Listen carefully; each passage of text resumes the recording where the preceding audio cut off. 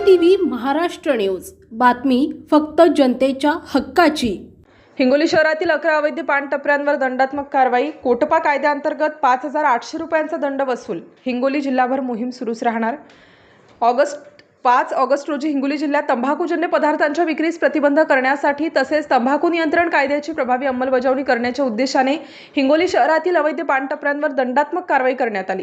जिल्हाधिकारी राहुल गुप्ता व मुख्य कार्यकारी अधिकारी विवेक गायकवाड यांच्या आदेशानुसार ही संयुक्त कारवाई करण्यात आली।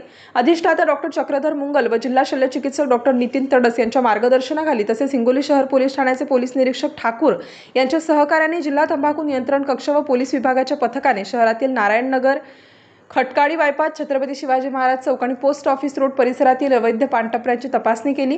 या कारवाई दरम्यान 11 पानटपऱ्यांवर कोटपा कायद्याच्या विविध कलमांतर्गत दंडात्मक कारवाई करण्यात आली। या कारवाईत एकूण 5,800 रुपयांचा दंड वसूल करण्यात आला। ही कारवाई पोलीस व आरोग्य विभागाने संयुक्तरित्या केली। पोलीस विभागातर्फे पोलीस हवालदार शेख मोहसिन व पोलीस शिपाई भूषण जोगे यांनी सहभाग घेतला।